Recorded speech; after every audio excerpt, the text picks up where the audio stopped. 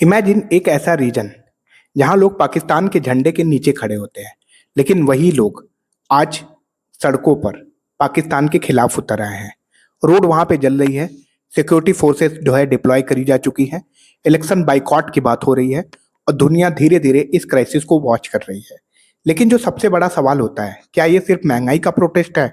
नहीं, या इसके पीछे कोई एक दूसरी कहानी छुपी हुई है?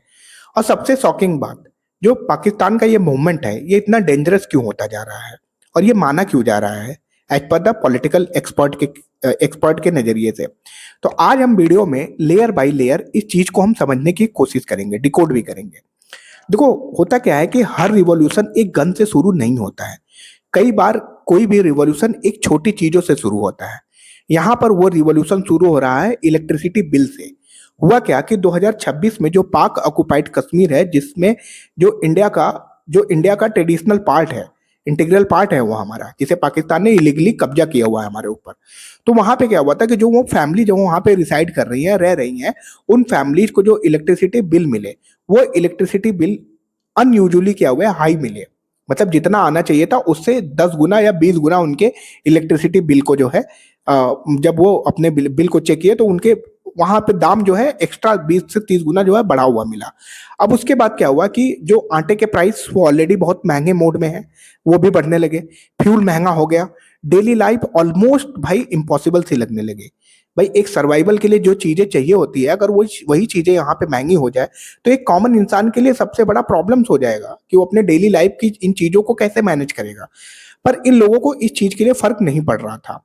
फिर लोगों ने ये सोचा कि भाई गवर्नमेंट तो हमारी बात सुन नहीं रही है, तो हमें क्या करना पड़ेगा। तो उन्होंने प्रोटेस्ट का सहारा लिया, धरना दिया। तो सोचा कि भाई अगर हम धरना देते हैं तो गवर्नमेंट क्या करेगी कि रेट्स कम कर देगी। भाई आप किस पाकिस्तान से अपनी उम्मीद कर रहे हो? वो पाकिस्तान जो आईएमएफ के पास 23 से 24 बार गया है लोन मांगने के लिए। सऊदी का लोन ऑलरेडी उसके ऊपर है, चाइना का लोन ऑलरेडी लेके रखा है, यूएई का लोन चुका नहीं पा रहा है। तो उस पाकिस्तान से आप क्या आशा कर रहे हो? लेकिन किसी को अंदाजा नहीं था कि ये प्रोटेस्ट मानो जो है कि पाकिस्तान के लिए इतना बड़ा डेंजरस बन जाएगा। महीनों से ये प्रोटेस्ट वहां पे जो है कंटिन्यू हो रहा है। देखो, शुरुआत, हर चीज की जो शुरुआत होती है वो कहीं ना कहीं किसी एक चीज से होती है। पर यहाँ पे जो प्रोटेस्ट का अपना जो शुरुआत था, वो शुरुआत हुई एक इकोनॉमी के मोड से, महंगाई के नजरिए से। लेकिन धीरे धीरे लोगों के नारे बदलने लगे, सोच बदलने लगे। अब जो है इलेक्ट्रिक, पहले क्या था कि भाई लोग नारा दे रहे थे कि भाई हमको इलेक्ट्रिसिटी रेट हमारे यहाँ कम करो, नहीं। लेकिन अब यहाँ पे लोगों की सोच बदलने लगी। उन लोग बोले कि नहीं भाई, अब इलेक्ट्रिसिटी रेट से काम नहीं चलेगा। अब हमको हमारा जो पीओके है उसको पॉलिटिकल रिप्रेजेंटेशन दो, और हमारी जो गवर्नमेंट का जो गवर्नेंस मॉडल है, उस गवर्नेंस मॉडल में हमको ट्रांसपेरेंसी चाहिए। ठीक, हमारे जो इलेक्शंस होने चाहिए वो इलेक्शंस हमारे फेयर होने चाहिए। यही वो मोमेंट था जहां पे एक इकोनॉमिक प्रोटेस्ट जो है वो क्या किया कि वो पॉलिटिकल मूवमेंट में हमारा कन्वर्ट हो गया। और इसी पॉइंट से, यहीं से जो है इस्लामाबाद की टेंशन जो है शुरू हो रही है। देखो, इस मूवमेंट का नाम जो है बार बार सामने आता है। कौन इसकी जिम्मेदारी ले रहा है? तो उस जिम्मेदारी लेने में इस मूवमेंट का नाम सामने आ रहा है ज्वाइंट अवामी एक्शन कमेटी। ये कोई एक पॉलिटिकल पार्टी नहीं है, ये जो है सिविल सोसाइटी ग्रुप का अलायंस है। इन्होंने रैलीज निकाली, रोड इन्होंने ब्लॉक किया, लोगों के साथ इन्होंने मिलके जो है मार्च किया वहां पे, और फिर जो है क्या हुआ, क्लैशेस हुए। रिपोर्ट्स के मुताबिक कि कई लोग इंजर्ड भी हुए, कुछ लोगों की डेथ भी हुई। लेकिन यहीं से जो है क्या है, इंटरनेशनल मीडिया जो है इन चीजों को वॉच कर रही थी और उन्होंने इसके बारे में छापना शुरू किया, इनके बारे में लोगों को बताना शुरू किया। अब कहानी और इंटरेस्टिंग बन जाती है। ट्विस्ट क्या है इसमें कहानी में? देखो, ट्विस्ट ये है कि कहानी यहाँ तो इंटरेस्टिंग क्यों बनती है। तो पीओके में क्या है, पीओके जो पाक ऑक्युपाइड कश्मीर है उसमें इलेक्शन भी चल रहे थे, और इसी वक्त पे जो है प्रोटेस्ट और इंटेंस हो गया। लोग प्रोटेस्ट भी कर रहे थे, उधर साइमल्टेनियसली इलेक्शन भी चल रहा था साथ साथ में। और अपोजिशन जो ग्रुप थे, जो विरोधी जो ग्रुप्स है, उन्होंने आरोप लगाए कि इलेक्शन प्रोसेस में जो है करप्शन हो रहा है ना, इसमें मिली भगत है किसी न किसी का। तो इलेक्शन यहाँ पे क्या हुआ, बोला गया फेयर नहीं हो रहा है, जिस तरीके से होना चाहिए उस तरीके से नहीं हो रहा है। तो और जो अथॉरिटी ने जो है, जो वहाँ की गवर्नमेंट ऑफिशियल थी, उन ऑफिसर्स ने कहा कि नहीं भाई, इलेक्शन सही हो रहा है, इलेक्शन में ऐसे कोई प्रॉब्लम नहीं है। तो अथॉरिटी ने क्या किया कि इलेक्शन के एलिगेशन को रिजेक्ट कर दिया। लेकिन जो पब्लिक का ट्रस्ट एक बार जो टूट चुका था, ऑलरेडी कमजोर हो चुका था, ट्रस्ट टूट चुका है, तो वो सिर्फ एक प्रोटेस्ट नहीं, पूरा का पूरा पॉलिटिकल क्वेश्चन जो है, जो सिस्टम जो है, इस क्वेश्चन के दायरे में आ गया। अब जो है इंडिया भी जो है क्या किया, इस कन्वर्सेशन के अंदर एंटर हो गया। अब भाई अपने को मौका मिला तो अपने मौका तो छोड़ने वाले नहीं है। जब सिचुएशन सीरियस थी तो इंडिया का भी ऑफिशियल रिस्पांस आ ही गया। इंडिया ने कहा कि भाई पाकिस्तान के सिविलियंस जो वहां पे जो रह रहे हैं उनके मानवाधिकार को हमें मानवाधिकार को जो है प्रोटेक्ट करना चाहिए पाकिस्तान को।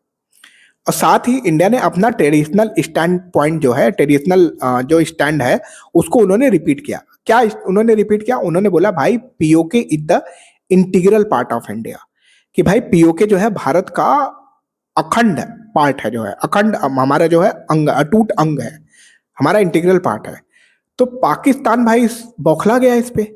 पाकिस्तान ने इंडिया के इस स्टेटमेंट को रिजेक्ट कर दिया। उसने बोला कि भैया ये हमारा आंतरिक मामला है, हमें सुलझाने दीजिए। अब और पाकिस्तान को ये लगता है कि ये उसका आंतरिक मामला, लेकिन ये उसका आंतरिक मामला अब रहा नहीं, जो है पूरा इंटरनेशनल जो है इस चीज को जो है वॉच कर रहा है। तो पाकिस्तान कैसे बोल सकता है कि ये उसका आंतरिक मामला है? अब देखो कि ये सिर्फ एक प्रोटेस्ट नहीं है। लोकेशन देखिए, लोकेशन कहाँ पे है इसकी? इसकी लोकेशन है लाइन ऑफ कंट्रोल के पास, एलओसी के पास। चाइना पाकिस्तान इकोनॉमिक कॉरिडोर भी वहीं जो है उसी से लिंक्ड है, उसी रीजन से।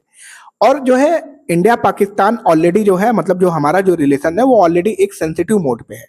इसलिए एक्सपर्ट भी मान रहे हैं कि अगर इस रीजन में इनस्टेबिलिटी बन रही है तो इसका इम्पैक्ट जो है पीओके तक सिर्फ लिमिटेड नहीं होगा, है ना। एक्सपर्ट का भी ये मानना है कि भाई इसका जो है मतलब जो असर है वो सिर्फ पीओके तक लिमिटेड नहीं रहेगा। तो आखिर सच क्या है? देखो, एक तरफ जो है पब्लिक का कहना है कि इकोनॉमिक जो अभी आर्थिक कठिनाइयां हैं और पॉलिटिकल रिप्रेजेंटेशन के जो इश्यूज हैं उनको जो है मिलके पाकिस्तान को एड्रेस किया जाना चाहिए। और दूसरी तरफ जो पाकिस्तान इसे लॉ एंड ऑर्डर चैलेंज के रूप में देख रहा है। पाकिस्तान को लग रहा है भाई कानूनी कोई अव्यवस्था हो गई है ना, उसको हम ठीक कर लेंगे, लेकिन ऐसा होता दिख नहीं रहा है। और इंडिया क्या कर रहा है? ह्यूमन राइट और अपने टेरिटोरियल क्लेम को भी हाईलाइट यहाँ पे कर रहा है ना। तो और इंटरनेशनल ऑर्गेनाइजेशन जो है यहाँ पे रिस्ट्रेंट की अपील कर, उसने बोला भाई आप रोको इन सब सारी चीजों से।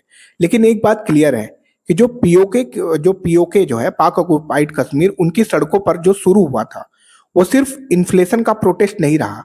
अब ये गवर्नेंस, रिप्रेजेंटेशन और रीजनल पॉलिटिक्स, इनका एक मिक्सचर, एक कॉम्प्लेक्स स्टोरीज जैसी बन चुकी है। और शायद इस कहानी की सबसे इंपॉर्टेंट चैप्टर अभी जो है लिखा जाना बाकी है। तो गाइज, ये अब तक के पीओके के प्रोटेस्ट का अपडेट था। आगे क्या होता है, क्या इसमें नया ट्विस्ट आता है, हम लोग नेक्स्ट वीडियो में बात करेंगे। Thank you everyone.